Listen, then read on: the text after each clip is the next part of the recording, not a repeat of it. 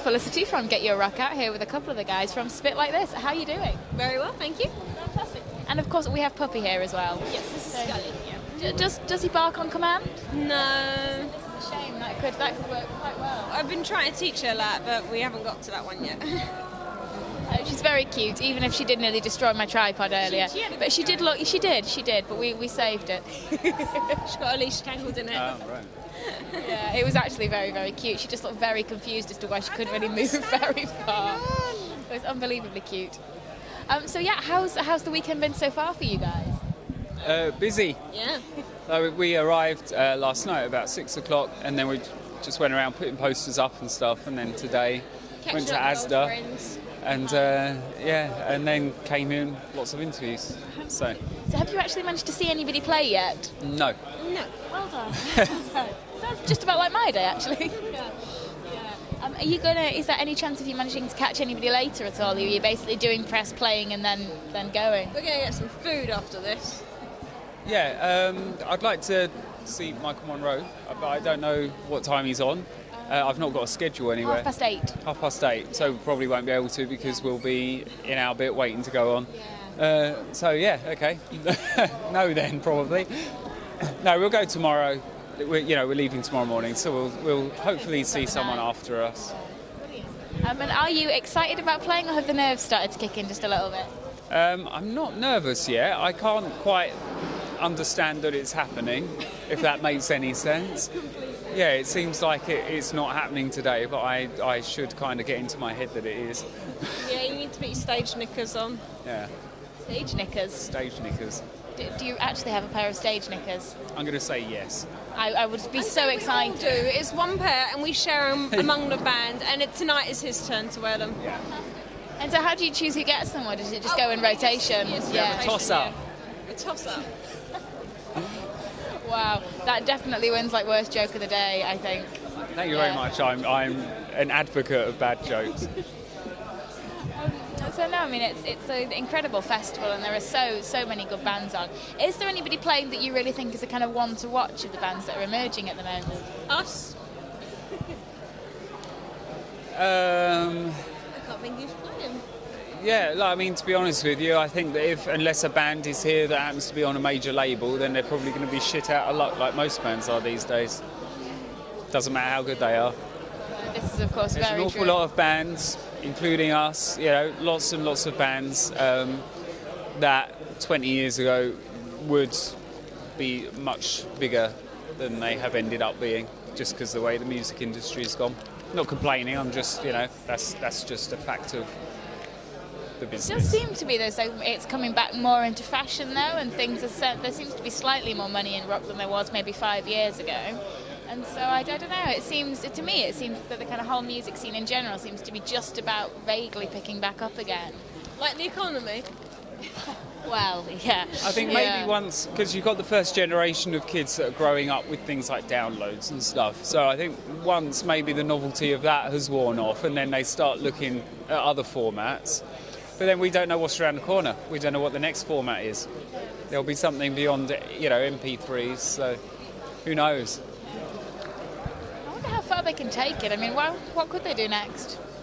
I think just direct inject into your brain. I'm sure future humans, when they're born, will just have something injected in them that will store everything like hard drives and things do now. That would be really quite cool in so many ways. I could definitely live with that. Yeah, I'm going to patent that. If that happens, I want some royalties. There is, of course, a man that's already installed a computer into his body, isn't he? Yes. I don't know how much of a computer, but I think he can do quite a lot with it, which is definitely an odd thought. You know far more about this than I do. No, I think I've seen this documentary. I think it was the guy. I think it's the guy that's created a lot of the Google products. I think he's quite big in Google, and I think he's the first person to incorporate a virtual assistant into his body. Like a cyborg. A little bit, yes. Cool. Google cyborg, which is quite cool. We'll all be Google cyborgs in 20 years, I'm sure. I was getting wiggly. Does she want to go exploring? She wants to go on this like your tripod again. Well, she could do. We could just film the interview looking over there.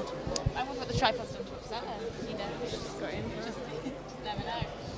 So the next kind of few months, what do they hold for you guys? You know, you're doing Hard Rock Hell now. What else have you got coming up? We're shooting a film, so we're finishing that off, and that's been taking up an awful lot of time because I wrote it. So we're producing it, I'm co-directing it, we're both in it. So we've been doing that since July, I think. We've got a couple more days shooting on that, and then we start editing it, and then trailers, and then taking it to Cannes in May. So, yeah. And what's it about? It is about an ordinary family, just like yours or mine, except they're zombies. It's like a modern uptake on things like the Addams Family and the Munsters. It's comedy horror called Meet the Cadavers, and the cadavers are the family of zombies, and they suffer prejudice through being zombies because people have seen the Hollywood films and they think that zombies are all like when they're not. They're just, you know, like us but dead. Yeah.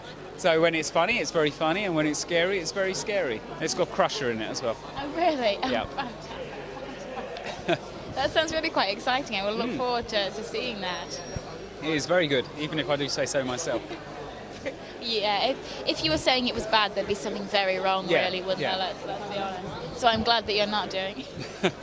And so how about kind of band-wise? What's the plan? Or is everything basically on hold until this comes out? It wasn't deliberately on hold. We couldn't do anything because we were waiting for our album to be released in Europe. And it was during that downtime that I wrote this without realising quite how much time it would take up.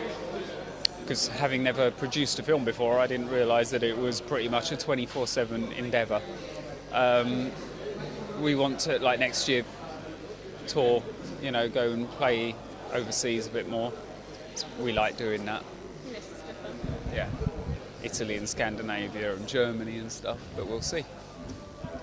So lots going on in kind of both senses of everything. Yeah, we don't.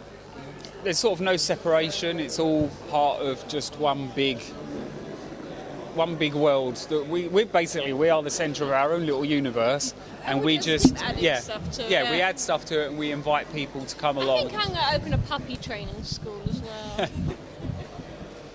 And that is pretty much what we're about. People will come in and they become part of the little universe as well, and they just get involved. So it's all, everything's interconnected. There's no separation. Well, thank you so much for taking the time to chat. That's all right. It's been an absolute pleasure. I mean, yeah, I'm sure that we'll see you somewhere at some point very soon. Probably.